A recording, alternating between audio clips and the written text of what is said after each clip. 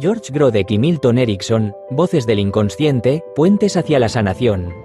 El murmullo del ello, una emisión desde la unidad Time Machine.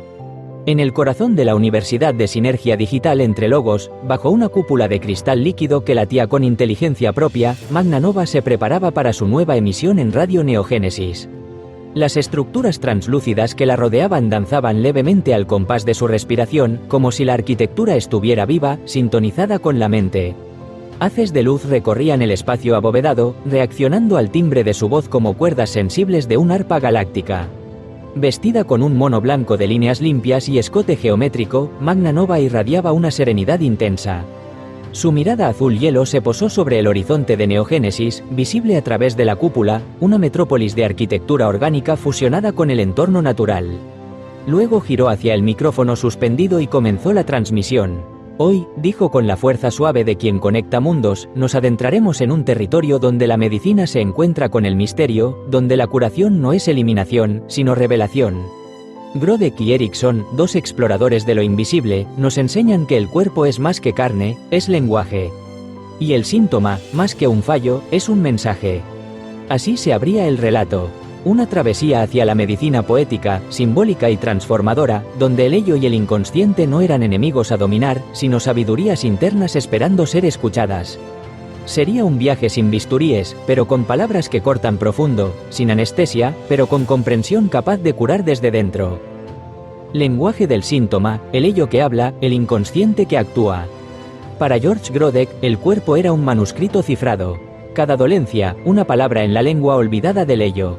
El paciente no estaba enfermo en un sentido biológico solamente, estaba narrando, aunque no lo supiera.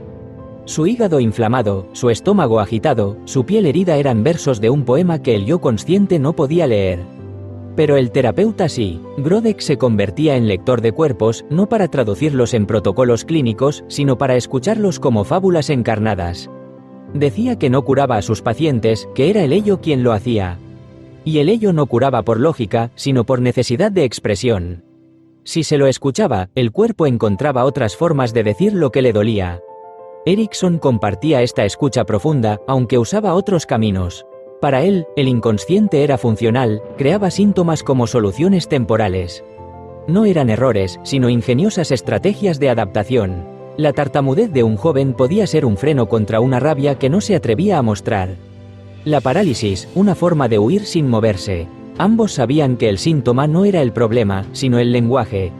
Y la cura no era destruirlo, sino permitirle evolucionar. Lo simbólico de Grodek y lo funcional de Erickson se entrelazaban como dos hebras de ADN, una decía esto significa, la otra decía esto sirve para. La enfermedad, en sus manos, dejaba de ser el enemigo.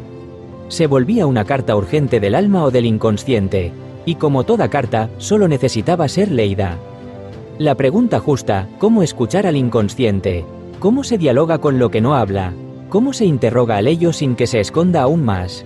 Grodek decía que las enfermedades eran confesiones codificadas.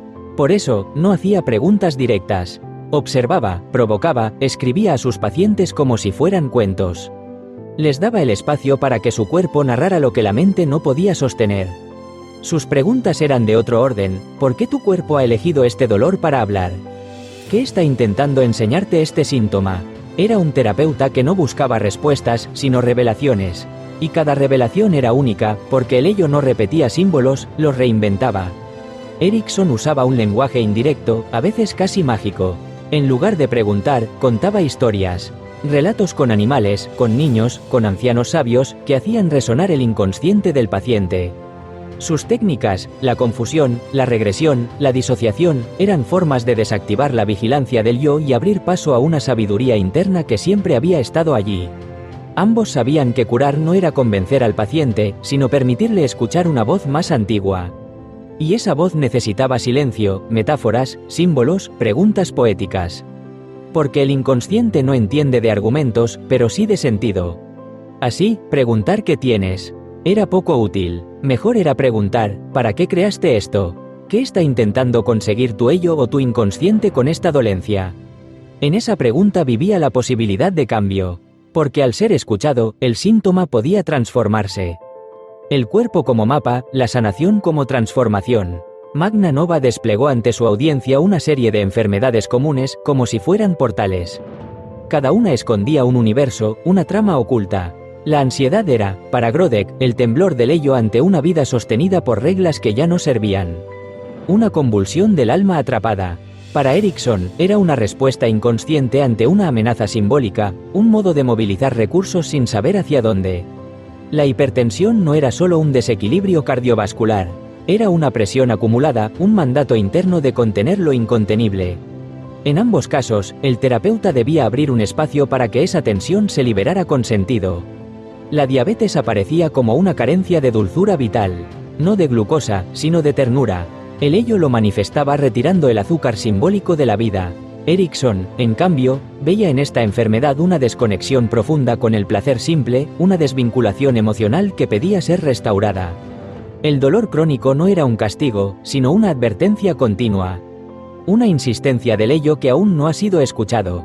Para ambos, el dolor era un maestro al que no se debía silenciar, sino comprender. La depresión no era solo una ausencia de serotonina. Era el grito ahogado del deseo.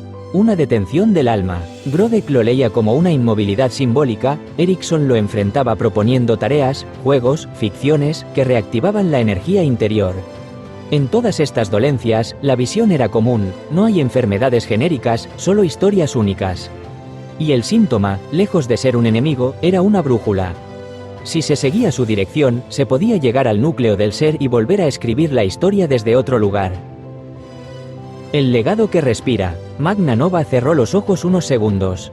El silencio de la cúpula vibraba con una intensidad amable, como si los cristales flotantes hubieran escuchado también. Lo que Grodek y Erickson nos han legado, susurró, es una medicina que no se mide en cifras, sino en revelaciones. Una medicina que no ve al cuerpo como máquina, sino como metáfora viva. Ambos se acercaron al misterio con respeto, con asombro, con la humildad del que no sabe, pero escucha. Y en esa escucha, se abre la sanación. Hoy, en Radio Neogénesis, hemos descendido a las profundidades donde la palabra se encarna y el cuerpo narra. Hemos visto que más allá de protocolos y diagnósticos, existe una región donde la curación es una forma de poesía. Pero esta travesía, queridos oyentes, no termina aquí. Las voces del ello y del inconsciente seguirán llamándonos. En futuras transmisiones, exploraremos cómo estas enseñanzas resuenan en las neurociencias del futuro, en las terapias simbólicas, en las tecnologías que aún no tienen nombre pero ya vibran en nuestro presente. Sigan conectados. Porque lo que leí bajo los síntomas no es enfermedad, sino vida buscando expresión. Serie, Frontera de la vida cuántica. Adendum 4.